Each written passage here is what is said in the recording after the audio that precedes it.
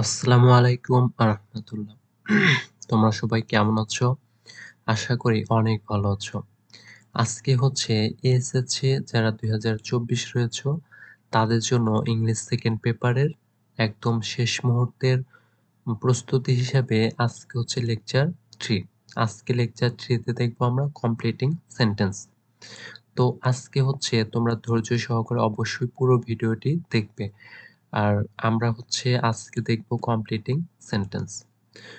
তো English second পেপারের এই শেষ মুহূর্তের প্রস্তুতি হিসাবে তোমরা লেকচার 1 এবং লেকচার 2 পেয়ে যাবে হচ্ছে প্লেলিস্টে। প্লেলিস্টে দেখবে এসএসসি ২০২৪ ইংলিশ সেকেন্ড পেপার শেষ মুহূর্তের প্রস্তুতি হিসাবে প্লেলিস্টে তোমরা লেকচার 1 এবং লেকচার 2 পেয়ে যাবে। আর আজকে আমরা শুরু করব হচ্ছে লেকচার 3 কমপ্লিটিং সেন্টেন্স। আর প্রথমত আমরা দেখব কমপ্লিটিং সেন্টেন্সের মানে মোস্ট ইম্পর্টেন্ট রুল হচ্ছে 20টি রুল দেখব। তারপরে আমরা হচ্ছে 2টি বোর্ড কোশ্চেন প্র্যাকটিস করব। আর তোমরা অবশ্যই ভিডিওটি ধৈর্য সহকারে দেখবে। তুমি যদি এই ভিডিওটি পুরো না দেখো তাহলে তুমি অবশ্যই এই কমপ্লিটিং সেন্টেন্স বুঝতেই পারবে না। আমি আশা করব তুমি অবশ্যই এই ভিডিওটি ধৈর্য সহকারে দেখে বোর্ড কোশ্চেনগুলো সলভ করে যাবে। তো আমরা শুরু করছি কমপ্লিটিং সেন্টেন্স। তো completing sentence rule number 1। Rule number 1 হচ্ছে ইফ। আমরা প্রথমত দেখব ইফ। ইফ দ্বারা হচ্ছে ইফ এর এই রুলটি, যেমন ইফ যার বাংলা অর্থ হচ্ছে যদি। ইফ যার বাংলা অর্থ হচ্ছে যদি। শর্তমূলক কমপ্লেক্স সেন্টেন্সে ইফ এর ব্যবহার হয়। অন্য কথায় ইফ যুক্ত বাক্যকে কন্ডিশনাল সেন্টেন্স বলে। তো আমরা এই ইফ যুক্ত সেন্টেন্সকে আমরা জানি কন্ডিশনাল সেন্টেন্স বলা হয়। আর কন্ডিশনাল সেন্টেন্স হচ্ছে 4 প্রকার। আর সবচেয়ে যে গুরুত্বপূর্ণ 2টি প্রকার সেটা হচ্ছে এইটি এবং এইটি। আর যেহেতু এই ভিডিওটি একটু লং হয়ে যাবে সেই ক্ষেত্রে আমি একটু দ্রুত পজ করে চলে যাব। তোমরা অবশ্যই মানে একটু এই শর্টকাট রুলসগুলো অবশ্যই মনে রাখবে। এগুলো খাতায় তুলে নোট করে রাখতে পারো। তাহলে রুল নাম্বার 1 হচ্ছে ইফের। ইফের পরে যদি প্রেজেন্ট ইনডেফিনিট টেন্স থাকে পরবর্তীতে ফিউচার ইনডেফিনিট টেন্স হয়। আর এটা হচ্ছে বলা হয় ফার্স্ট কন্ডিশনাল। এবং ইফের পরে যদি পাস্ট ইনডেফিনিট টেন্স থাকে তারপরে আমরা সাবজেক্ট আনবো, উড কুড মাইট করব, তারপরে ভার্বের বেস ফর্ম করব। আর এটাকে বলা হয় সেকেন্ড কন্ডিশনাল। উল্লেখ্য ইফ অনেক সময় শুরুতে না বসে মাঝেও বসতে পারে। এক্ষেত্রে উল্লেখিত বাক্য দুটি আগে পরে হবে। যেমন এই ইফটা এখান থেকে এই মাঝখানে মানে দুটি সেন্টেন্সের এই মাঝখানে বসতে পারে। তবে এখানে যদি মাঝখানে যদি ইফ বসে তাহলে তার আগে যদি প্রেজেন্ট ইনডেফিনিট থাকে পরে তোমাকে subject would could might plus ভার্বের বেস ফর্ম এনে সেন্টেন্সটি কমপ্লিট করতে হবে। তো আমরা এক্সাম্পল দেখি। If a man sows good seeds. আচ্ছা, এইটুকু যদি আমাদের দেওয়া থাকে তাহলে আমাদের এইটুকু সেন্টেন্স এনে আমাদের কমপ্লিট করতে হবে। এই যে এইটুকু এনে আমাদেরকে কমপ্লিট করতে হবে। যেমন if a man sows good seeds মানে যদি একজন মানুষ ভালো বীজ বপন করে তাহলে কি হবে? দেখো এখানে ইফ ইফ এর পরে আমাদের দেখতে হবে, ইফ এর পরে যেহেতু এখানে প্রেজেন্ট ইনডেফিনিট মানে শো থেকে শোজ, এখানে আছে হচ্ছে প্রেজেন্ট ইনডেফিনিট। তাহলে পরবর্তীতে আমরা কি করব? ফিউচার ইনডেফিনিট এনে সেন্টেন্সটি কমপ্লিট করব। তো সেই ক্ষেত্রে ফিউচার ইনডেফিনিট মানে কি? মানে শ্যাল বা উইল এর পরে ভার্বের বেস ফর্ম। আর অবশ্যই আমাদের এখানে অ্যান্সার করতে অবশ্যই অর্থটা জানা হচ্ছে খুবই জরুরি। যেমন যদি একজন মানুষ ভালো বীজ বপন করে তাহলে he will reap a good harvest in future. তিনি ভবিষ্যতে ভালো ফসল পেতে পারেন বা পাবেন। তো সেই ক্ষেত্রে আমরা এটা অ্যান্সার করলাম he will reap a good harvest in future. আরেকটা এক্সাম্পল হচ্ছে honesty is the best policy মানে সততাই হচ্ছে সর্বোত্তম পন্থা। ইফ ইউ মেইনটেইন অনেস্টি মানে যদি তুমি সৎ ভাবে চলো, তাহলে এখানে দেখো ইফ এর পরে প্রেজেন্ট ইনডেফিনিট, তাহলে আমরা এখানেও ফিউচার ইনডেফিনিট টেন্স করে অ্যান্সার করব। যেমন আমরা করতে পারি ইফ ইউ মেইনটেইন অনেস্টি যদি তুমি সৎভাবে চলো তাহলে you will be rewarded today or tomorrow. মানে তুমি আজ অথবা আগামীকাল পুরস্কৃত হবে। তো তোমরা তোমরা এই কোশ্চেন গুলার পাশাপাশি এগুলো প্র্যাকটিস করতে পারো এবং এই যে এখানে তোমাদের মানে ট্রান্সলেশন গুলা দেওয়া আছে। এবার আমরা দেখব rule number 2। Rule rule number 2 হচ্ছে it is time or it is high time, যার বাংলা অর্থ এটাই উপযুক্ত সময় বা এখনই উত্তম সময়, যেটা ব্যবহারের দ্বিতীয় বাক্যটি পাস্ট টেন্স হয়। মানে এই ইট ইজ টাইম মানে ইট ইজ হাই টাইম, এটার অর্থ হচ্ছে এটাই উপযুক্ত সময়। আর এটা যদি কোনো বাক্যতে থাকে তাহলে আমরা এটি শর্টকাট দেখব। দেখো, it is time or it is high time, এরপরে যদি সাবজেক্ট থাকে তাহলে সাবজেক্টের পরে হবে ভার্বের ভি টু মানে পাস্ট ইনডিফিনিট টেন্স হবে।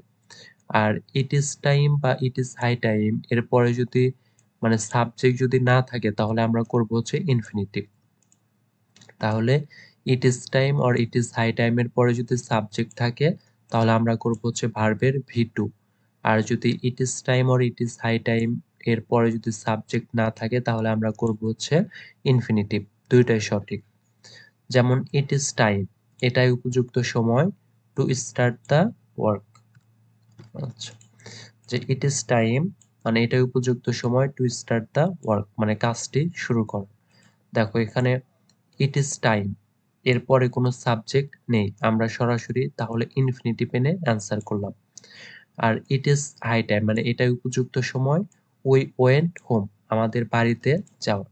তাহলে এখানে it is time it is high time এর পরে যেহেতু সাবজেক্ট এনেছে তাহলে অবশ্যই আমাদেরকে এখানে ভার্বের ভি টু মানে গো থেকে ওয়েন্ট করতে হবে। আর এইখানে যেহেতু কোনো সাবজেক্ট নেই তাহলে আমরা করেছি ইনফিনিটিভ। তো এটাই বলা হচ্ছে it is time or it is high time এরপরে যদি সাবজেক্ট থাকে পরবর্তীতে তোমাকে ভার্বের ভি টু মানে পাস্ট ইনডিফিনিট টেন্স করতে হবে। আর it is time or it is high time এর পরে যদি সাবজেক্ট না থাকে তাহলে আমরা ইনফিনিটিভ এনে অ্যান্সার করব। রুল নাম্বার 3 হচ্ছে আই উইশ। রুল নাম্বার 3 হচ্ছে আই উইশ, যার বাংলা অর্থ আমার ইচ্ছা বা আমি যদি। এই ফ্রেজ ব্যবহারে পরবর্তী বাক্যের অর্থ কল্পনামূলক হয়ে থাকে। আর এইটা হচ্ছে মানে শর্টকাটটা হচ্ছে এইটা। যেমন আই উইশ, আই উইশ এর পরে সাবজেক্ট এবং ভার্বের ভি টু মানে পাস্ট ইনডিফিনিট টেন্স হয়। আর আই উইশ এর পরে সর্বদা সাবজেক্ট যেটাই থাকুক না কেন তোমাকে বি ভার্ব হিসেবে অবশ্যই ওয়্যার বসাতে হবে। তাহলে আমি আবারও কথাটা রিপিট করছি, যেমন আই উইশ এর পরে আমরা করব হচ্ছে পাস্ট ইনডিফিনিট টেন্স। আর আই উইশ এর পরে সাবজেক্ট যেটাই থাকুক না কেন আমরা বি ভার্ব হিসেবে অবশ্যই ওয়্যার আনবো। যেমন এক্সাম্পল হচ্ছে English is an international language, ইংরেজি হচ্ছে একটি আন্তর্জাতিক ভাষা। I wish I could speak in English like a British, মানে আমি যদি ব্রিটিশদের মতো ইংরেজিতে কথা বলতে পারতাম। তাহলে আই উইশ এর পরে আমরা কি করব পাস্ট ইনডেফিনিট মানে দেখো ক্যান থেকে কুড করেছি আর কুড যেহেতু মডাল ভার্ব তারপর অবশ্যই ভার্বের বেস ফর্ম হবে। তাহলে আই উইশ মানে আমার ইচ্ছা বা আমি যদি I could speak in English like a British, আমি মানে ব্রিটিশদের মতো যদি ইংরেজিতে কথা বলতে পারতাম। তাহলে আই উইশ এর পরে অবশ্যই আমাদেরকে ইচ্ছামূলক বা কল্পনামূলক অর্থ এনে বাক্যটা সম্পূর্ণ করতে হবে। আরেকটা এক্সাম্পল হচ্ছে my childhood was full of joys and happiness, আমার শৈশব আনন্দ ও সুখে পরিপূর্ণ ছিল। আই উইশ আমি যদি I were a child again আমি যদি আবারও শিশু হতে পারতাম। আই উইশ এর পরে সর্বদাই সাবজেক্ট যেটাই থাকুক না কেন আমরা বি ভার্ব হিসাবে ওয়্যার আনবো। এখানে কিন্তু আই এর পরে বসার কথা ছিল ওয়াজ, কিন্তু আই উইশ এর পরে বি ভার্ব হিসাবে আমরা সর্বদাই ওয়্যার আনবো। তো তাহলে আই উইশ এর পরে সাবজেক্ট প্লাস ভার্ব টু এনে আমরা অ্যান্সার করব। আই উইশ এর পরে সবসময় হচ্ছে পাস্ট ইনডেফিনিট টেন্স হয় আর বি ভার্ব হিসাবে সবসময় ওয়্যার ব্যবহৃত হয়।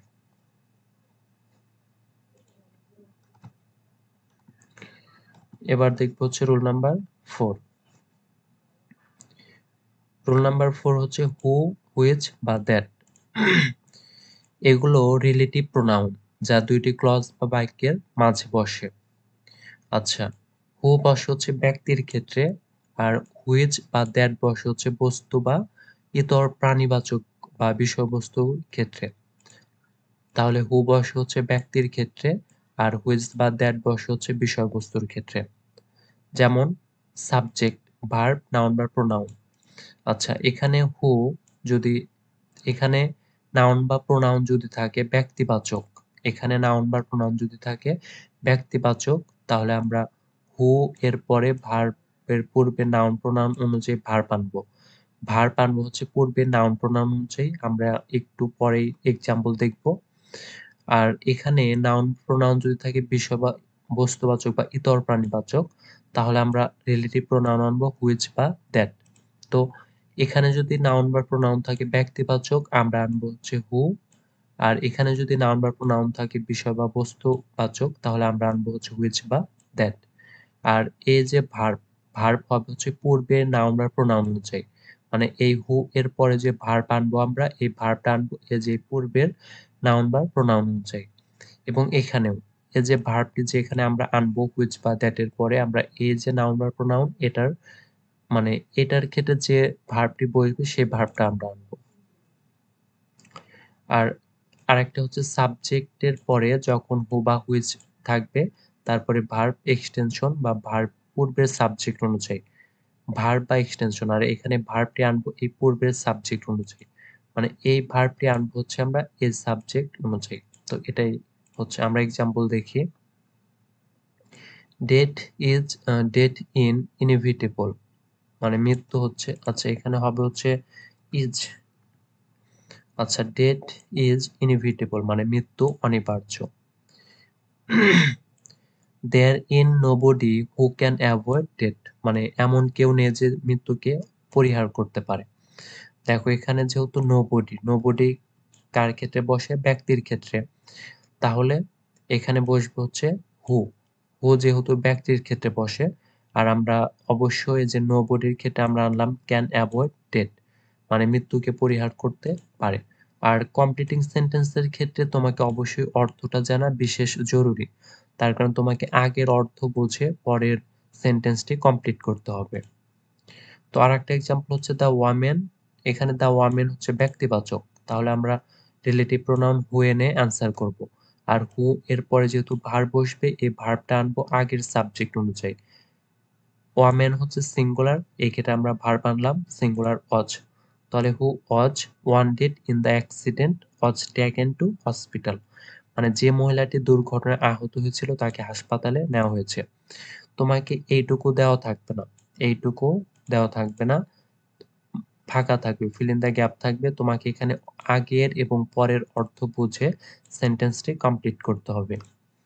তো এটাই হচ্ছে কমপ্লিটিং সেন্টেন্সের ক্ষেত্রে একটু মানে জটিলতা, যে তোমাকে অবশ্যই আগে এবং পরের অর্থ দেখে এবং বুঝে সেটা অর্থ অনুযায়ী তোমাকে সেন্টেন্সটি কমপ্লিট করতে হবে।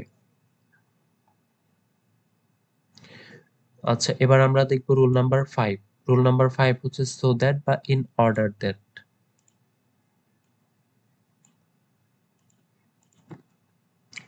সো দ্যাট বা ইন অর্ডার দ্যাট, যার বাংলা অর্থ হচ্ছে যাতে।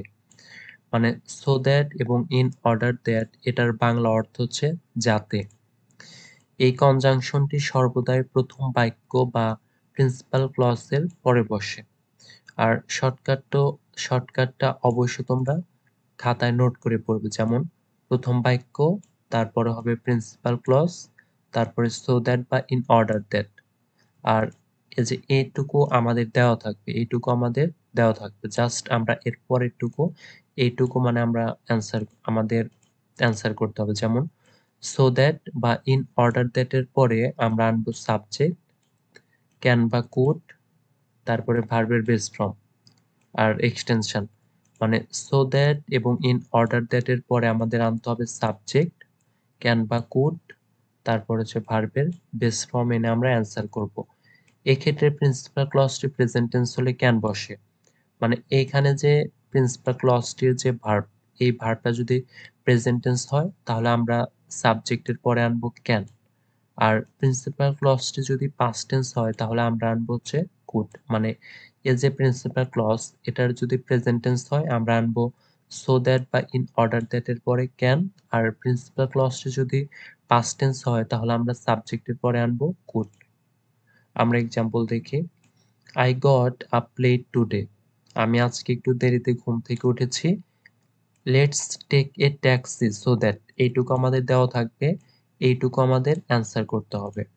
যেমন let's take a taxi so that মানে একটি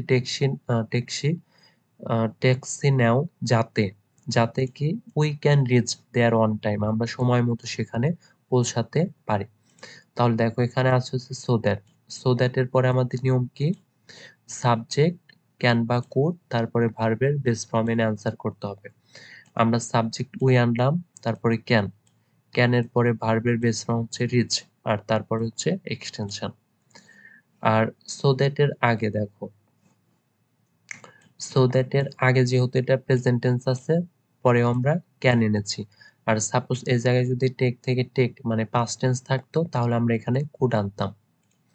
আর একটা example, it is very cold মানে এটা খুবই ঠান্ডা। I have to put on warm cloth so that মানে আমি এই পোশাকগুলো গরমের উপর রাখি যাতে, যাতে কি করতে পারি, I can avoid catching a cold comfortable, আমি ঠান্ডাকে পরিহার করতে পারি। তাহলে দেখো আগের যেহেতু এখানে প্রেজেন্ট টেন্স আছে এই কারণে আমরা সাবজেক্টের পরে ক্যান এনেছি। আর এখানে যদি হ্যাড টু থাকতো তাহলে আমরা এখানে আনলাম হচ্ছে কুড। তাহলে সো দ্যাট এবং ইন অর্ডার দ্যাট এর পরে আমাদের সাবজেক্ট ক্যান বা কুড তারপরে ভার্বের বেস ফর্ম এনে অ্যান্সার করতে হবে। আচ্ছা, রুল নাম্বার 6। রুল নাম্বার 6 হচ্ছে so that dot dot that.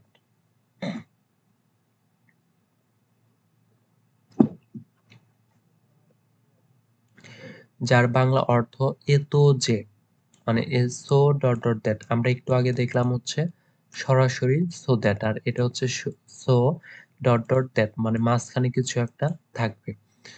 So that এর অর্থ হচ্ছে যাতে, কিন্তু সো ডট ডট দ্যাট এর অর্থ হচ্ছে এত যে, এত যে। এটি কমপ্লেক্স সেন্টেন্সে ব্যবহৃত একটি কনজাংশন। এটা হচ্ছে কমপ্লেক্স সেন্টেন্সে ব্যবহৃত একটি কনজাংশন। এটা শর্টকাট হচ্ছে সাবজেক্ট ভার্ব সো এর মাঝে অ্যাডজেক্টিভ বা অ্যাডভার্ব তারপরে দ্যাট থাকবে। তাহলে আমাদের এইটুকু দেওয়া থাকবে, এর পরেরটুকু আমাদের অর্থ বুঝে অ্যান্সার করতে হবে।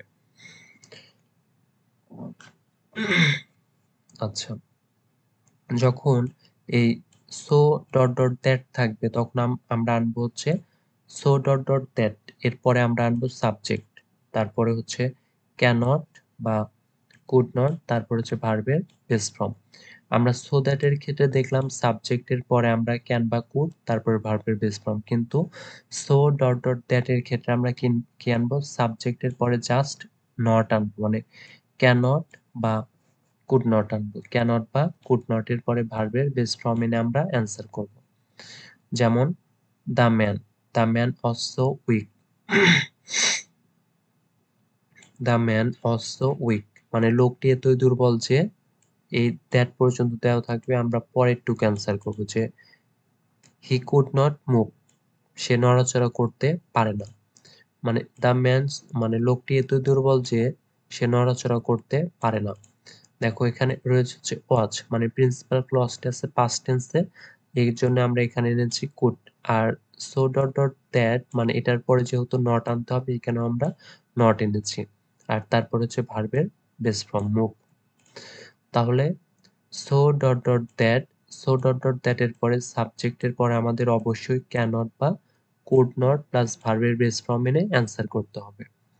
আর একটা এক্সাম্পল হচ্ছে he is so short that মানে সে এতই অল্প বা এতই খাটো যে হি লুকস লাইক এ ড্রফ মানে সে বামুনের মতো তাকায়।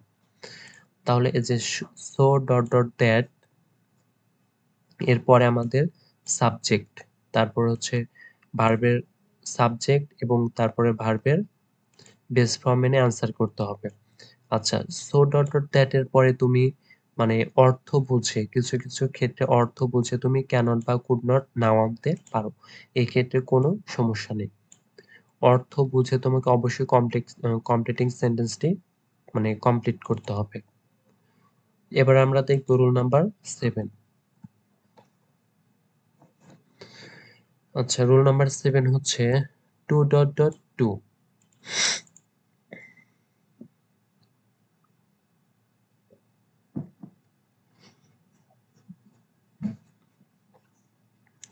রুল নাম্বার 7 হচ্ছে টু ডট ডট টু, যার বাংলা অর্থ হচ্ছে এ তো যে না।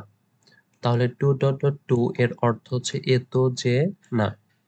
এই ফ্রেজটি ব্যবহারে বাক্যটি এমন হয়, যেমন আমরা এই শর্টকাটটি মনে রাখবো। যেমন সাবজেক্ট, ভার্ব, টু, অ্যাডজেক্টিভ বা অ্যাডভার্ব, তারপরে টু। মানে এ যে টু আর এই টু এর মাঝখানে কিছু একটা থাকবে, অ্যাডজেক্টিভ বা অ্যাডভার্ব। আর আমাদের এইটুকু দেওয়া থাকবে। জাস্ট আমরা এই টু ডট ডট টু এর পরে একটি ভার্বের বেস ফর্ম এনে অ্যান্সার করব। যেহেতু এই টু এর পরে ভার্বের বেস ফর্ম হয়, আমাদের এইটুকু দেওয়া থাকবে। টু ডট ডট টু এর পরে আমরা সরাসরি ভার্বের বেস ফর্ম এবং এক্সটেনশন এনে অ্যান্সার করব। যেমন the students could not memories the poem. ছাত্ররা কবিতাটি মনে রাখতে পারে না। ইট ওয়াজ টু ডিফিকাল্ট টু, মানে এইটুকু আমাদের দেওয়া থাকবে যে কবিতাটি এতই কঠিন যে মেমোরাইজ ইট মানে মনে রাখা যায় না। তাহলে যে ইট ওয়াজ টু ডিফিকাল্ট টু এই পর্যন্ত আমাদের দেওয়া থাকবে, জাস্ট আমরা এইটুকু অ্যান্সার করব।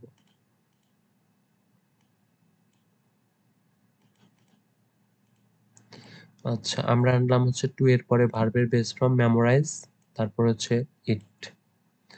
আর একটা এক্সাম্পল হচ্ছে I was too young to say, মানে I was too young to এই পর্যন্ত দেওয়া থাকবে, মানে আমি এত ছোট ছিলাম যে মানে say no to young girl, মানে একটি যুবতী মেয়েকে না বলতে পারতাম না। I was too young to এ পর্যন্ত দেওয়া থাকবে, আমরা জাস্ট এর পরে হচ্ছে ভার্বের বেস ফর্ম এনে আনসার করব। তাহলে আমরা আনলাম হচ্ছে to say no to a young girl. Rule number 8। Rule number 8 হচ্ছে অ্যাজ ইফ এবং অ্যাজ দো।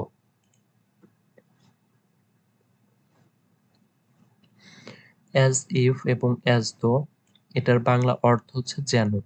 অ্যাজ ইফ এবং অ্যাজ দো এর বাংলা অর্থ হচ্ছে যেন, যা সর্বদাই কমপ্লেক্স সেন্টেন্সে কনজাংশন হিসেবে মাঝে বসে। আর এই শর্টকাটটা হচ্ছে অ্যাজ ইফ এবং অ্যাজ দো এর আগে যদি থাকে প্রেজেন্ট ইনডিফিনিট টেন্স, পরে হবে পাস্ট ইনডিফিনিট। আর অ্যাজ ইফ এবং অ্যাজ দো এর আগে যদি থাকে পাস্ট ইনডিফিনিট টেন্স, পরবর্তীতে হবে পাস্ট পারফেক্ট। তো এই দুটি শর্টকাট মনে রাখলে আমরা অ্যান্সার করতে পারবো। আর উল্লেখ্য অ্যাচিভ এর পরে বি ভার্ব হিসাবে সর্বদাই ওয়্যার বসে, মানে এটা আই আই উইশ এর নিয়ম অনুযায়ী মানে অ্যাচিভ এর পরে বি ভার্ব হিসাবে সর্বদাই ওয়্যার বসবে। বি ভার্ব হিসাবে সর্বদাই ওয়্যার বসবে। আমরা এক্সাম্পল দেখি যে he he behaved as if, he behaved as if সে এমন ভাবে আচরণ করেছিল যেন he had known it before, যেন সে এটা সম্পর্কে আগে থেকেই জানতো। তাহলে দেখো অ্যাজ ইফ এর আগে আছে হচ্ছে পাস্ট ইনডিফিনিট, তাহলে পাস্ট ইনডিফিনিট এর পরে যদি অ্যাজ ইফ থাকে তাহলে আমরা পরবর্তীতে করব পাস্ট পারফেক্ট। এই কারণে কিন্তু আমরা হি হ্যাড নোন মানে পাস্ট পারফেক্ট, হ্যাড এর পরে যদি ভার্বের ভি থ্রি থাকে তাহলে সেটা পাস্ট পারফেক্ট হয়ে যায়। এই ক্ষেত্রে অ্যাজ ইফ এর আগে আছে পাস্ট ইনডিফিনিট, আমরা পরবর্তীতে পাস্ট পারফেক্ট টেন্স করে সেন্টেন্সটি কমপ্লিট করেছি যে সে এমন ভাবে আচরণ করেছিল যেন সে এটা সম্পর্কে আগে থেকে জানতো। আর একটা এক্সাম্পল হচ্ছে Dulal Sheikh is a quack, মানে দুলাল শেখ একজন হাতুড়ে doctor. He behaves as if সে এমন ভাবে আচরণ করে যেন he were an expert physician সে একজন দক্ষ চিকিৎসক। দেখো অ্যাজ ইফ এর আগে মানে হি বিহেভস এটা হচ্ছে প্রেজেন্ট ইনডিফিনিট, তারপরে রয়েছে অ্যাজ ইফ, তারপরে রয়েছে হচ্ছে অ্যাজ ইফ। তাহলে আমরা পরবর্তীতে পাস্ট ইনডিফিনিট টেন্স করে অ্যান্সার করব। তাহলে আমরা যে হি ওয়ার অ্যান এক্সপার্ট ফিজিশিয়ান এটা হচ্ছে পাস্ট ইনডেফিনিট টেন্স। আর আমরা আরেকটি কথা জানি অ্যাজিভ এর পরে বি ভার্ব হিসাবে সর্বদাই ওয়্যার বসে। এক্ষেত্রে আমরা সাবজেক্টের পরে বি ভার্ব হিসাবে ওয়্যার এনেছি। যে হি বিহেভস অ্যাজ ইফ, সে এমনভাবে আচরণ করে যেন হি ওয়্যার অ্যান এক্সপার্ট ফিজিশিয়ান, সে একজন দক্ষ চিকিৎসক। এবার আমরা দেখব রুল নাম্বার 9 হচ্ছে সিন্স। সিন্স এর বাংলা অর্থ যেহেতু বা যখন। সিন্স এর বাংলা অর্থ হচ্ছে যেহেতু বা যখন। সিন্স এর আমরা এই দুটি শর্টকাট মনে রাখবো। যেমন মানে অ্যাজ ইফ এর একই নিয়মে, যেমন সিন্স এর আগে যদি থাকে প্রেজেন্ট ইনডেফিনিট, পরবর্তীতে হবে পাস্ট ইনডেফিনিট। আর সিন্স এর আগে যদি থাকে পাস্ট ইনডেফিনিট টেন্স, পরবর্তীতে হবে পাস্ট পারফেক্ট। যেমন আর সিন্স এর পরে যদি প্রথম ক্লজ এবং দ্বিতীয় ক্লজ উভয় টেন্স থাকে। সিন্স যখন শুরুতে থাকবে, সিন্স যখন শুরুতে থাকবে তখন তার পাশে দুইটা ক্লজই একই টেন্স হবে। মানে প্রথম ক্লজটি যদি প্রেজেন্ট ইনডেফিনিট টেন্স হয়, পরবর্তী ক্লজটি প্রেজেন্ট টেন্স হবে। আমরা এক্সাম্পল দেখি। I can't recall his name, আমি তার নামটি মনে রাখতে পারি না। ইট ইজ লং, মানে দীর্ঘদিন হয়ে গেল। সিন্স যখন, আই মিট হিম লাস্ট, আমি সর্বশেষ তার সাথে দেখা করেছিলাম। তাহলে এই যে সিন্স এখানে আছে হচ্ছে মাঝখানে, তাহলে সিন্স এর আগে আছে হচ্ছে প্রেজেন্ট ইনডিফিনিট টেন্স। সিন্স এর আগে আছে প্রেজেন্ট ইনডিফিনিট, পরবর্তীতে আমরা কি করব পাস্ট ইনডিফিনিট। তাহলে আই মিট থেকে মিট করেছে, আই মিট হিম লাস্ট, মানে এটা অনেক দিন হয়ে গেল যখন আমি সর্বশেষ দেখা করেছিলাম। তাহলে সিন্স এর আগে আছে প্রেজেন্ট ইনডিফিনিট, পরবর্তীতে আমরা কি করেছি পাস্ট ইনডিফিনিট। আর একটা হচ্ছে it is a long time, মানে দীর্ঘদিন হয়ে গেল। আর সিন্স এর আগে আছে যেহেতু প্রেজেন্ট ইনডিফিনিট, আমরা পরবর্তীতে করব পাস্ট ইনডিফিনিট। তো এটাই হচ্ছে সিন্স এর আগে হচ্ছে আছে প্রেজেন্ট, পরবর্তীতে পাস্ট। তাহলে উই মিট হিম, মানে আমরা তার সাথে দেখা করেছিলাম। It is a long time, এটা হচ্ছে প্রেজেন্ট ইনডিফিনিট টেন্স, আর মাঝখানে সিন্স, তারপরে আমরা কি করলাম পাস্ট ইনডিফিনিট টেন্সে মানে সেন্টেন্সটি কমপ্লিট করলাম। এবার আমরা দেখব rule number 10, no sooner had বা হার্ডলি হ্যাড।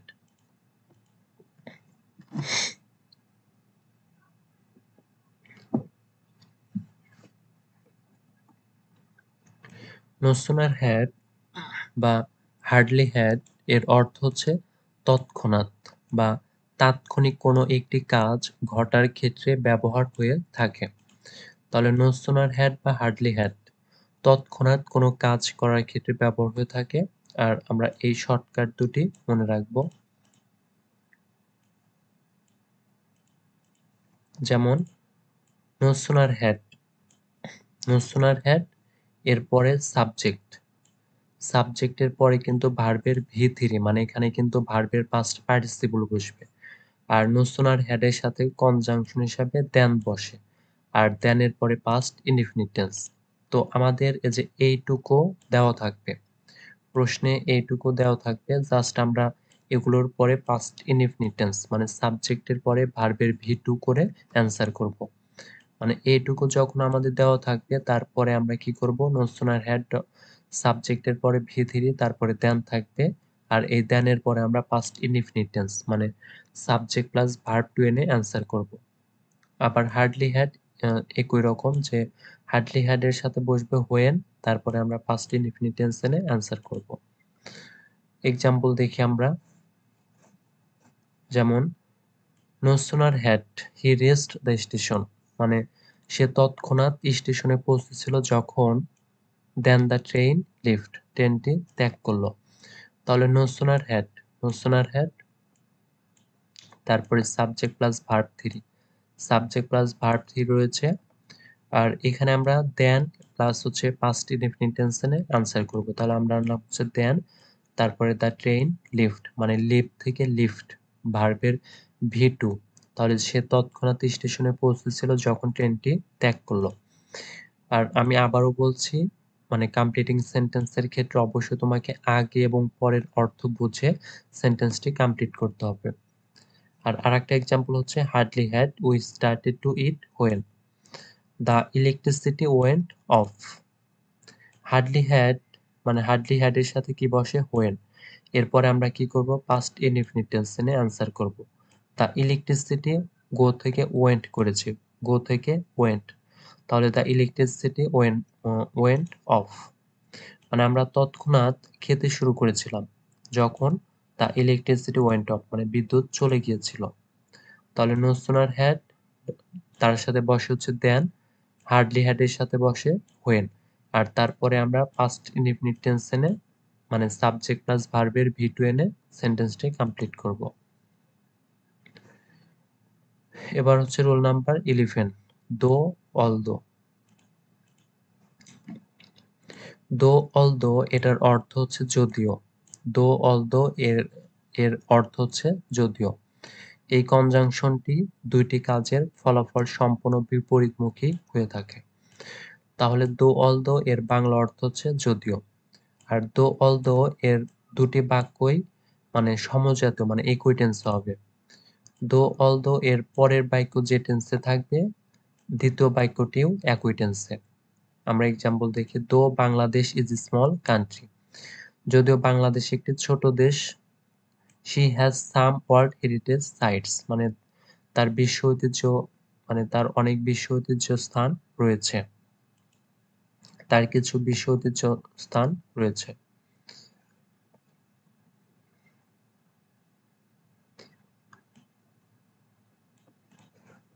আচ্ছা, আর একটা এক্সাম্পল হচ্ছে আই ওয়ার্কড হার্ড মানে আমি কঠোর কাজ করেছিলাম অলদো যদিও। তাহলে এখানে যেহেতু অলদো মাঝখানে আছে তাহলে এই পাশে রয়েছে পাস্ট ইনডিফিনিট, আমরা এই পাশেও পাস্ট ইনডিফিনিট টেন্স এনে অ্যান্সার করব। আই ওয়ার্ক হার্ড আমি কঠোর কাজ করেছিলাম যদিও আই ওয়াজ সিক মানে আমি অসুস্থ ছিলাম। তাহলে দো অলদো এর পরে সমজাতীয় টেন্স মানে দো অলদো এর পরে দুইটি বাক্যই সমজাতীয় টেন্সে অ্যান্সার করতে হবে। রুল নাম্বার 12, রুল নাম্বার 12 হচ্ছে উড ইউ মাইন্ড। এই ফ্রেজটি ব্যবহার ভদ্রতা প্রকাশ পায়। দয়া করে কিছু মনে করবেন কি এমন অর্থ প্রকাশে এই ফ্রেজটি ব্যবহার হয়। এক্ষেত্রে সবার শেষে প্রশ্নবোধক চিহ্ন বসে, আবার অনেক ক্ষেত্রে বসেও না। তাহলে উড ইউ মাইন্ড এই ফ্রেজটির অর্থ হচ্ছে মানে দয়া করে বা কিছু মনে করবেন কি এরকম অর্থ দেয়। আর শর্টকাটটা আমরা দেখে নেব যে উড ইউ মাইন্ড এরপরে ভার্বের সাথে মানে উড ইউ মাইন্ড এর পর যে ভার্ব আসবে ওই ভার্বের সাথে আমরা আইএনজি করে অ্যান্সার করব। আর লাস্টে অবশ্যই প্রশ্নবোধক চিহ্ন বসবে। যেমন I have lost my cellphone আমি আমার সেলফোনটি হারিয়ে ফেলেছি। উড ইউ মাইন্ড মানে কিছু মনে না করলে, দেখো উড ইউ মাইন্ড এর পরে আমরা গিভ থেকে গিভিং করেছি মানে উড ইউ মাইন্ড এর পরে কি হবে? উড ইউ মাইন্ড এর পরে যে কোনো ভার্ব আসলে তার সাথে আইএনজি হবে। তাহলে would you mind giving me your phone মানে কিছু মনে না করলে আপনার ফোনটি আমাকে দিন যাতে I can talk to my mother আমি আমার মাকে কল করতে পারি। তাহলে আমরা মনে রাখবো যে উড ইউ মাইন্ড এই ফ্রেজটির পর অবশ্যই আমরা ভার্বের সাথে আইএনজি করে সেন্টেন্সটি কমপ্লিট করব। আর কিছু কিছু ক্ষেত্রে মানে মানে প্রশ্নবোধক চিহ্নটা বসে এবং অনেক ক্ষেত্রে বসেও না।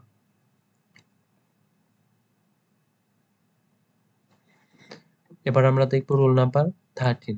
রুল নাম্বার 13 হচ্ছে টিল বা আনটিল। টিল এর বাংলা অর্থ যতক্ষণ পর্যন্ত।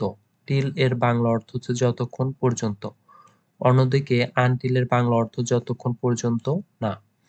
এজন্য আনটিল এর পরবর্তী বাক্যতে নেগেটিভ শব্দ নো নট বা নেভার বসে না।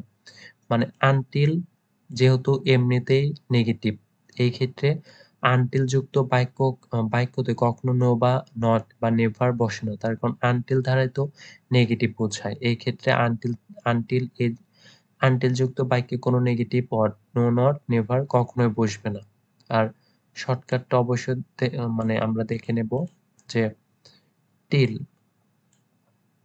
টিল এর আগে এবং পরে দুটি সমজাতীয় টেন্স হবে। এবং আনটিলের আগে এবং পরে দুটি সমজাতীয় টেন্স হবে। মানে টিল এবং আনটিল এর আগের বাক্য দেখে তোমাকে পরের বাক্যটি কমপ্লিট করতে হবে। টিল এবং আনটিলের আগে যদি থাকে প্রেজেন্ট টেন্স, পরবর্তীতে হবে প্রেজেন্ট। টিল এবং আনটিলের আগে যদি থাকে পাস্ট টেন্স, পরবর্তীতে হবে পাস্ট টেন্স। আমরা এক্সাম্পল দেখি যে রিনা ওয়েটেড আনটিল, মানে রিনা অপেক্ষা করেছিল যতক্ষণ পর্যন্ত দ্য লেটার ওয়াজ টাইপড, মানে লেটারটি মানে লেখা না হয়। তাহলে এই ক্ষেত্রে দেখো রিনা ওয়েটেড, আনটিলের আগে রয়েছে পাস্ট ইনডিফিনিট, আমরা আনটিলের পরেও পাস্ট ইনডিফিনিট টেন্সে কমপ্লিট করেছি। তাহলে টিল এবং আনটিলের আগে এবং পরে সমজাতীয় টেন্স হবে। আর আনটিল যুক্ত বাক্যতে কখনোই নো, নট, নেভার এই তিনটি শব্দ বসবে না। এবার আমরা দেখব রুল নাম্বার 14। রুল নাম্বার 14 হচ্ছে হোয়াইল। হোয়াইল যার বাংলা অর্থ হচ্ছে যখন। আর শর্টকাট, হোয়াইলের পরে সবসময় পাস্ট কন্টিনিউয়াস টেন্স, তারপরে পাস্ট ইনডিফিনিট। আর এই শর্টকাটগুলো অবশ্যই তোমরা নোট করে মুখস্থ করে ফেলবে। আর হোয়াইল যদি কখনো মাঝখানে থাকে তার আগে হবে পাস্ট ইনডিফিনিট, পরে হবে পাস্ট কন্টিনিউয়াস। মানে হোয়াইল যদি শুরুতে থাকে, হোয়াইলের পরে থাকবে পাস্ট কন্টিনিউয়াস, তারপর হবে পাস্ট ইনডিফিনিট। আর হোয়াইল যদি মাঝে থাকে তার আগে হবে পাস্ট ইনডিফিনিট, পরে হবে পাস্ট কন্টিনিউয়াস টেন্স। যেমন he came to my room while, he came to my room মানে সে আমার রুমে এসেছিল যখন আই ওয়াজ স্লিপিং, আমি ঘুমাচ্ছিলাম। তাহলে হোয়াইল মাঝখানে, হোয়াইল মাঝখানে, আগে যেহেতু আছে পাস্ট ইনডিফিনিট মানে হি কাম থেকে কেম মানে পাস্ট ইনডিফিনিট, পরবর্তীতে আমরা পাস্ট কন্টিনিউয়াস টেন্সে কমপ্লিট করব। তাহলে আমরা করলাম আই ওয়াজ স্লিপিং মানে পাস্ট কন্টিনিউয়াস। তাহলে হোয়াইল যখন মাঝখানে থাকবে তার আগে থাকবে পাস্ট ইনডিফিনিট এবং তারপরে থাকবে পাস্ট কন্টিনিউয়াস।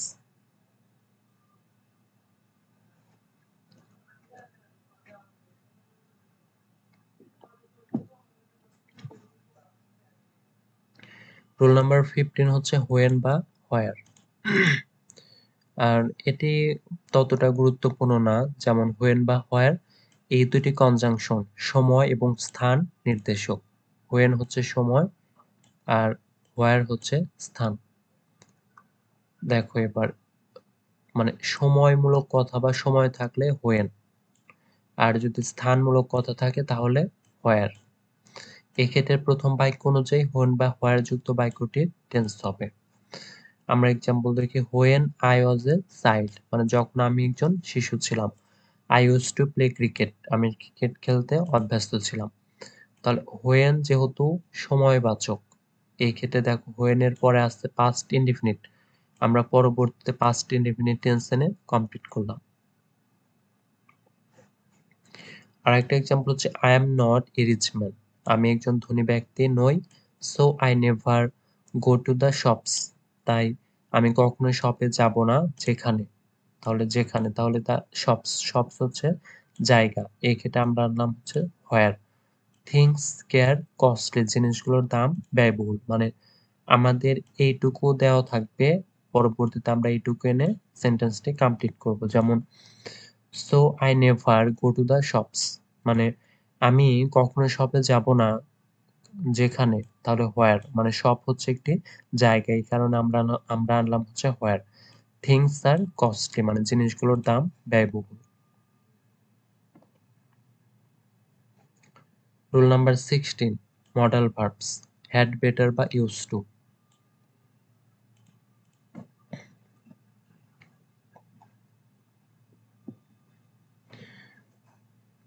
রুল নাম্বার 16 হচ্ছে মডাল ভার্ব, হ্যাড, বেটার বা ইউজ টু। এই মডাল ভার্বগুলোর বাংলা বুঝে বাক্যে ব্যবহার করতে হবে। হ্যাড বেটার যার বাংলা অর্থ হচ্ছে উচিত এবং ইউজ টু যার বাংলা অর্থ হচ্ছে অভ্যস্ত। তাহলে হ্যাড বেটার, হ্যাড বেটারের বাংলা অর্থ হচ্ছে উচিত, আর ইউজ টু এর বাংলা অর্থ হচ্ছে অভ্যস্ত। আমরা স্ট্রাকচারগুলো দেখব। হ্যাড বেটার মডাল ভার্ব, তারপরে হবে ভার্বের বেস ফর্ম। ইউজ টু একটি মডাল ভার্ব যার পর অবশ্যই ভার্বের বেস ফর্ম। তাহলে ইউজড টু যদি সাবজেক্টের পরে ইউজড টু থাকে তাহলে আমরা ইউজড টুর পরে ভার্বের বেস ফর্ম আনবো। কিন্তু যখন কখনো যদি সাবজেক্টের পরে বি ভার্ব থাকে, সাবজেক্টের পরে বি ভার্ব মানে এম, ইজ, আর, অজয় এর যে কোনো একটি থাকলে তারপরে যদি ইউজড টু থাকে তাহলে আমরা তার পরবর্তীতে ভার্বের সাথে আইএনজি করে অ্যান্সার করব। আমি কথাটি আবারও রিপিট করছি, সাবজেক্টের পরে যদি ইউজড টু থাকে সরাসরি তাহলে তারপরে আমরা ভার্বের বেস ফর্ম এনে অ্যান্সার করব। আর সাবজেক্টের পরে যদি বি ভার্ব থাকে এবং বি ভার্বের পরে যদি ইউজড টু থাকে তাহলে তারপরে আমরা ভার্বের সাথে আইএনজি করে অ্যান্সার করব। আর বি ভার্ব হচ্ছে এই পাঁচটি এম, ইজ, আর, অজয়। আমরা এক্সাম্পল দেখি। I am an early raiser মানে আমি সকাল সকাল ঘুম থেকে উঠি। আই অ্যাম ইউজড টু মানে আমি অভ্যস্ত। কিসে অভ্যস্ত দেখো, আই হচ্ছে সাবজেক্ট, সাবজেক্টের পরে বি ভার্ব আছে, বি ভার্ব হচ্ছে am is আর was are, এখানে আছে হচ্ছে am, am এর পরে আছে used to, তাহলে এই নিয়মের সাথে এটা মিলে গেছে। তাহলে আমরা পরবর্তীতে ভার্বের সাথে আইএনজি করে অ্যান্সার করব। টেক ভার্বের সাথে আমরা আইএনজি করলাম taking, exercise in the morning মানে আমি প্রত্যেকদিন সকালে ব্যায়াম করি। আরেকটা হচ্ছে আই হ্যাড বেটার, আর আমরা জানি হ্যাড বেটার এর পরে ভার্বের বেস ফর্ম এনে অ্যান্সার করব। তাহলে I had better it some fruits, আমাকে কিছু ফলমূল খেতে হবে। মানে I am very hungry today, আমি আজকে খুবই ক্ষুধার্ত। I had better it some fruits, আমাকে কিছু ফলমূল খেতে হবে। তাহলে হ্যাড বেটার হচ্ছে একটি মডাল ভার্ব যার পরে ভার্বের বেস ফর্ম এনে অ্যান্সার করব। তাহলে আমরা আনলাম হচ্ছে ইট। আচ্ছা, এবার হচ্ছে রুল নাম্বার 17, বিকজ বা because of.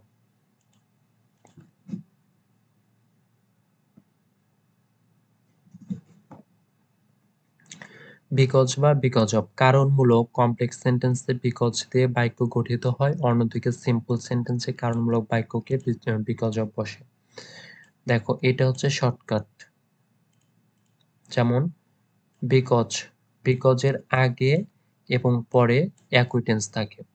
R because of এর পরে নাউন ফ্রেজ বা সেন্টেন্স এনে সেন্টেন্সটি কমপ্লিট করতে হয়। যেমন we were unable to go by train মানে আমরা স্টেশনে দেরিতে পৌঁছানোর কারণে ট্রেনে যেতে অসক্ষম হয়েছিলাম।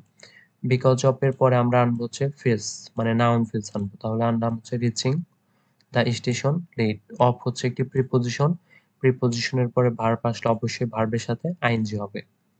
হি হ্যাজ বিকাম পুর মানে সে গরিব হয়েছে বিকজ অফ কারণ হিজ আইডলনেস তার অলসতার কারণে।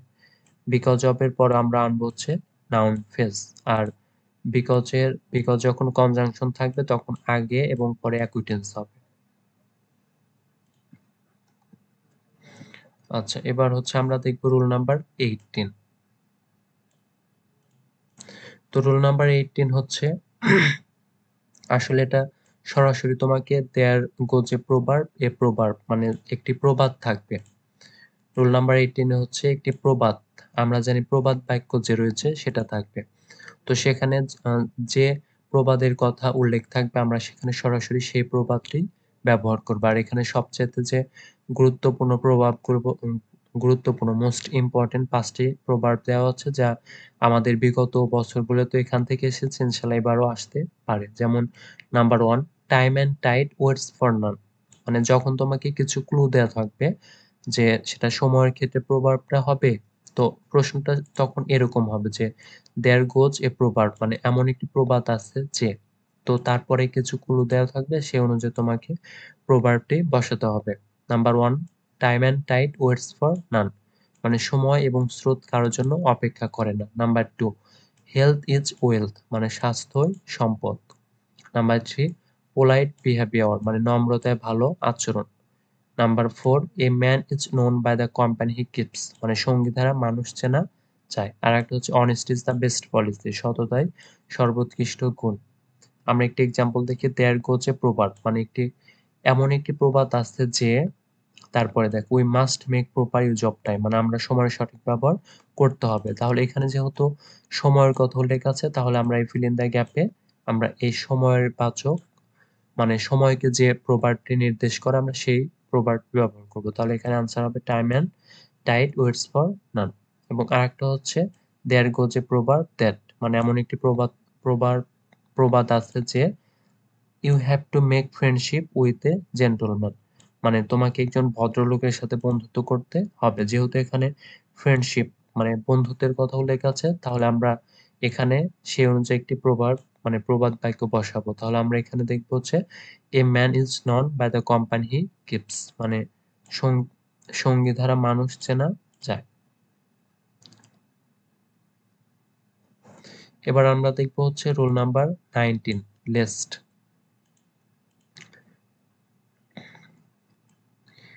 লেস্ট যার বাংলা অর্থ হচ্ছে যাতে না।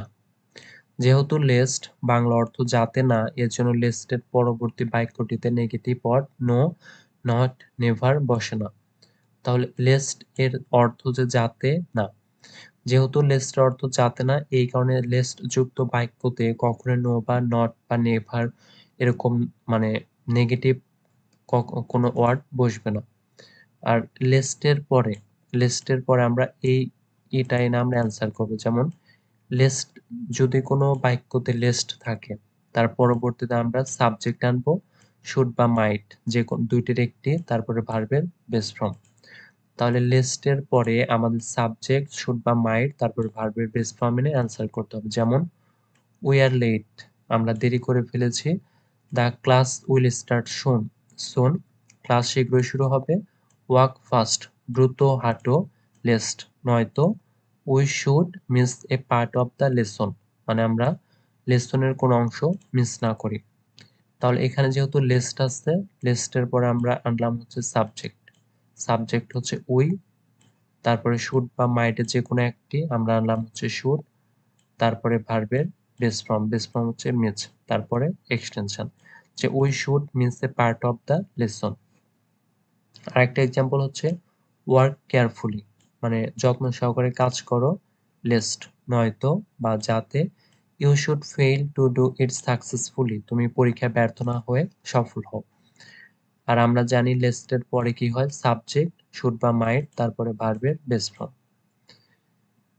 এবার আমরা দেখবো roll number 20 with a view two.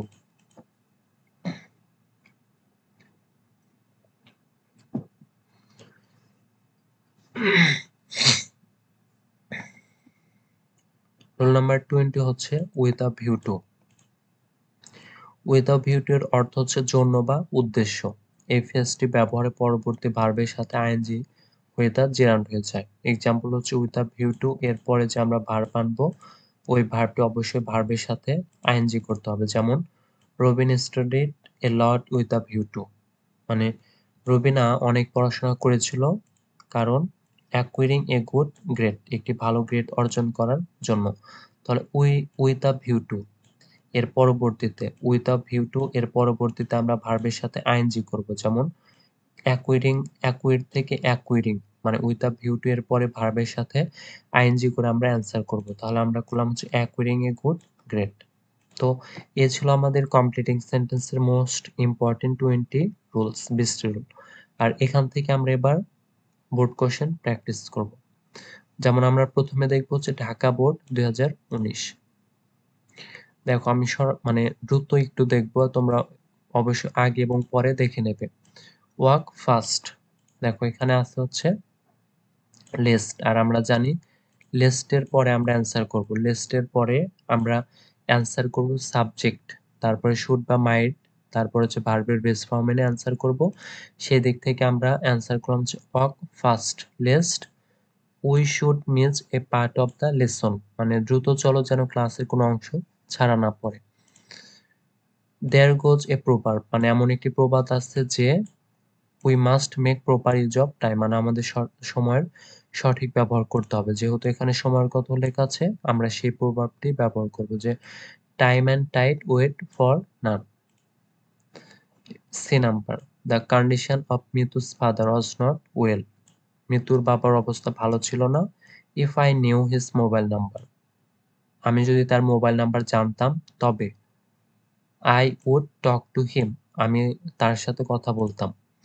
যেহেতু এখানে হচ্ছে ইফ এর নিয়ম, এখানে রয়েছে হচ্ছে ইফ এর নিয়ম, আর এখানে রয়েছে হচ্ছে সরাসরি প্রবাদ। তাহলে ইফ এর পরে যেহেতু আই নিউ মানে পাস্ট ইনডিফিনিট, পরবর্তীতে আমরা করব হচ্ছে সাবজেক্ট উড কুড মাইট তারপর ভার্বের বেস ফর্ম। তাহলে আমরা I would talk to him, মানে if I knew his mobile number I would talk to him, আমি যদি তার মোবাইল নাম্বার জানতাম তবে আমি তার সাথে কথা বলতাম। ইফ এর পরে এখানে আছে পাস্ট ইনডিফিনিট টেন্স, আমরা এখানে করেছি হচ্ছে সাবজেক্ট উড কুড মাইট যে কোনো একটি, তারপর ভার্বের বেস ফর্ম এনে আনসার করেছি। নাম্বার ডি, দো Bangladesh is a small country, মানে যদিও বাংলাদেশ একটি ছোট্ট দেশ, she has some world heritage sites, মানে তবুও তার কিছু বিশ্ব ঐতিহ্য রয়েছে। এই ক্ষেত্রে দেখো দো এর আগে এবং পরে সমজাতীয় টেন্স, তাহলে এখানে দো এর পরে রয়েছে প্রেজেন্ট ইনডিফিনিট, আমরা এখানেও করেছে প্রেজেন্ট ইনডিফিনিট টেন্স। এবার আরেকটা হচ্ছে we are a free nation now, আমরা এখন একটি স্বাধীন জাতি। 1971 সালে ইজ দ্য ইয়ার, মানে 1971 সালে একটি সাল যখন উই অ্যাচিভড আওয়ার ইন্ডিপেন্ডেন্স, আমরা আমাদের স্বাধীনতা অর্জন করেছিলাম। এবার দেখবো F number, English is an international language, ইংরেজি হচ্ছে একটি আন্তর্জাতিক মাতৃভাষা। You cannot get a good job, মানে তুমি একটি ভালো চাকরি পেতে পারো না। কমপ্লিটিং সেন্টেন্সের ক্ষেত্রে আমাদের অনেক সময় ভোকাবুলারি অবশ্যই জানতে হবে, আর সেন্টেন্সটির অবশ্যই আগে এবং পরে অর্থ বুঝে আমাদের অ্যান্সার করতে হবে। সেদিক থেকে আমরা অ্যান্সার করলাম হচ্ছে unless you have good knowledge of English, মানে তোমার ইংরেজি সম্পর্কে ভালো জ্ঞান না থাকলে you cannot get a good job, তুমি একটি ভালো চাকরি পাবে না। G number, I found a box in the room, আমি ঘরে একটি বাক্স পেয়েছি। The box was too heavy for, মানে বক্সটি এতই ভারী ছিল যে মি টু ক্যারি, মানে আমার পক্ষে খুব ভারী ছিল বহন করা, বাক্সটি বহন করা আমার পক্ষে খুব ভারী ছিল। এই ক্ষেত্রে দেখো টু ডট ডট টু এই নিয়ম অনুযায়ী আমাদের এখানে এসেছে। দেখো টু হ্যাভি, যেহেতু এখানে ফর প্রিপজিশন রয়েছে তাহলে তারপরে আমরা আনবো হচ্ছে অবজেক্ট, তারপরে আমরা দেব হচ্ছে to carry. H number, I was really in a great danger, মানে আমি সত্যি একটি বড় বিপদে ছিলাম। He came here with a view to, সে এখানে এসেছিল কি কারণে? উইথ আ ভিউ টু এর পরে আমরা জানি ভার্বের সাথে আইএনজি হয়, তাহলে উইথ আ ভিউ টু এর পরে আমরা যে ভার্বটি আনবো সেই ভার্বের সাথে আইএনজি করে অ্যান্সার করতে হবে। তাহলে আমরা করলাম হেল্পিং মি, তিনি আমাকে সাহায্য করার জন্য এখানে এসেছিলেন। I can't recall his name, আমি তার নামটি মনে করতে পারি না। ইট ওয়াজ লং, এটা অনেক দিন হয়ে গেল। সিন্স, আমরা জানি এটা হচ্ছে সিন্সের নিয়ম, যে সিন্সের আগে হচ্ছে প্রেজেন্ট ইনডিফিনিট, আমরা পরে করব পাস্ট ইনডিফিনিট। এই কারণে আমরা করলাম হচ্ছে ইট ইজ লং, এটা অনেক দিন হয়ে গেল, সিন্স যখন আই স হিম লাস্ট, আমি তাকে শেষ দেখেছিলাম। তাহলে এটা হচ্ছে সিন্সের আগে আছে প্রেজেন্ট ইনডিফিনিট, পরবর্তীতে আমরা করলাম হচ্ছে past indefinite. Time will decide everything, সময় সবকিছুর সিদ্ধান্ত নেবে। Do your best as long as you serve the company, আপনি যতক্ষণ সম্ভব আপনি আপনার সর্বোচ্চ সেবাটি কোম্পানিতে দিন। তো এ ছিল হচ্ছে ঢাকা বোর্ড 2019। এবার আমরা দেখবো হচ্ছে রাজশাহী বোর্ড 2019, আর এটাই হচ্ছে আমাদের বোর্ড কোশ্চেন সলভ। আমরা বোর্ড কোশ্চেন সলভ করবো এখানে দুটি, আর এটা হচ্ছে শেষ। Florence Nightingale wanted to be a nurse with a view to, মানে ফ্লোরেন্স নাইটিঙ্গেল অসুস্থ মানুষের সেবা করার লক্ষ্যে নার্স হতে চেয়েছিলেন। উইথ, দেখো এখানে উইথ আ ভিউ টু এর পরে কি হয়? ভার্বের সাথে ING. With a view to এর পরে আমাদের শব্দের আগের অর্থ বুঝে পরের অ্যান্সার করতে হবে। আমরা করলাম হচ্ছে সার্ভ থেকে সার্ভিং, যেহেতু উইথ আ ভিউ টু এর পরে ভার্বের সাথে আইএনজি বসে অ্যান্সার করতে হবে, serving the sick people. B number, she was 30 years old, মানে তার বয়স 30 বছর যখন সে বিকেম এ নার্স, সে একজন সেবিকা ছিলেন বা নার্স হয়েছিলেন। দেখো হোয়েন এর আগে এবং পরে, হোয়েন এর আগে আছে প্রেজেন্ট ইনডিফিনিট, পাস্ট ইনডিফিনিট, তারপরে আমাদের past indefinite tense A answer করতে হবে। আরেকটা হচ্ছে if a man sows good seeds, মানে যদি আমরা এই নিয়মটি কিন্তু শিখেছি যে if এর পরে যদি থাকে প্রেজেন্ট indefinite, পরবর্তীতে আমরা করব হচ্ছে ফিউচার indefinite। সেদিক থেকে if a man sows good seeds, মানে যদি কেউ ভালো বীজ বপন করে, he will reap a good harvest in future, সে ভবিষ্যতে ভালো ফসল পাবে। 3 number, I got up late today, মানে আমি আজ দেরি করে উঠলাম। Let's take a taxi so that, মানে একটি ট্যাক্সি নাও যাতে we can reach our destination in time, মানে আসলে ট্যাক্সি নিয়ে আসে যাতে আমরা সময় মতো আমাদের গন্তব্যে পৌঁছাতে পারি। আর so that এর আগে যেহেতু আছে প্রেজেন্ট ইনডিফিনিট টেন্স, আর so that এর পরে আমরা কি করব, সাবজেক্ট ক্যান বা কুড, তারপরে ভার্বের বেস ফর্ম এনে অ্যান্সার করব। E number, a village doctor is a person who, এরপর আমাদের মানে একটি মানে আগের অর্থটা বুঝে পরের অ্যান্সারটি করতে হবে। ভিলেজ ডক্টর যে পারসন, গ্রাম্য চিকিৎসক এমন একজন ব্যক্তি যিনি ট্রিটস দ্য সিক ভিলেজার্স, যিনি অসুস্থ গ্রামবাসীদের চিকিৎসা করেন। আচ্ছা, F number, she said it is high time, আর আমরা জানি ইট ইজ হাই টাইম এর পরে কি হয়, ইট ইজ হাই টাইম এর পরে সাবজেক্ট থাকলে পাস্ট ইনডিফিনিট টেন্স হবে। এখানে যেহেতু সাবজেক্ট আছে, আমরা এখানে মানে ভার্বের ভি2 করে অ্যান্সার করব। তাহলে এটাই উপযুক্ত সময়, উই স্টার্টেড আওয়ার জার্নি, আমাদের মানে যাত্রা শুরু করার। আরেকটা হচ্ছে আই উইশ। আই উইশ এর অর্থটা তো আমরা জানি যে আই উইশ, সরি, এখানে ইফ এর নিয়ম অনুযায়ী, if I had the wings of a bird, মানে আমার যদি পাখির মতো ডানা থাকতো তাহলে I would fly in the sky, আমি আকাশে উড়তাম। যেহেতু ইফ এর পর এখানে পাস্ট ইনডিফিনিট টেন্স আছে, পরবর্তীতে আমরা কিন্তু প্রথম একদম ১ নাম্বার রুলে দেখেছি যে ইফ এর পরে যদি থাকে পাস্ট ইনডিফিনিট, পরবর্তীতে আমরা subject plus would could might plus ভার্বের বেস ফর্ম এনে অ্যান্সার করব। এই দিক থেকে আমরা উড কুড মাইট এর মধ্যে আমরা আনলাম হচ্ছে উড, তারপরে ফ্লাই, তারপর এক্সটেনশন এনে অ্যান্সার করলাম। Age number, I don't know why you go there most probably, এটা জাস্ট কোনো নিয়ম না, এখানে তোমাকে অর্থ বুঝে অ্যান্সারটি করতে হবে যে আপনি কেন সেখানে যান তা আমি জানি না, সম্ভবত টু মিট ইউর ফ্রেন্ড, সম্ভবত আপনার বন্ধুর সাথে দেখা করতে। But all sorts of attempts to solve food problem will fail unless, তবে খাদ্য সমস্যার সমাধানের সমস্ত প্রয়াস ব্যর্থ হবে যদি না this attempts are executed by trumps, এই প্রচেষ্টাগুলি পালাক্রমে কার্যকর করা হয়। আনলেস, আনলেস এর আগে এবং পরে, আনলেস এর আগে যদি আছে যেহেতু প্রেজেন্ট ইনডিফিনিট, পরবর্তীতে আমাদের প্রেজেন্ট ইনডিফিনিট মানে past indefinite present indefinite tense এনে অ্যান্সার করতে হবে। তাহলে আমরা করলাম হচ্ছে this attempts are executed by trumps.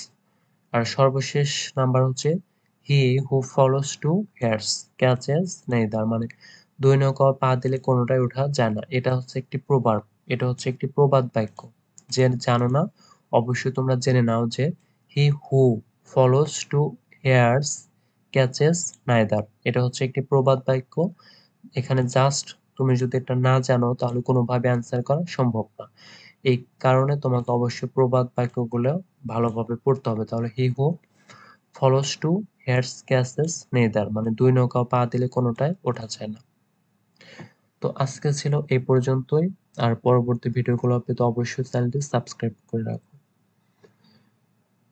আর তোমরা সবাই ভালো থাকো। আসসালামু আলাইকুম ওয়া রাহমাতুল্লাহ।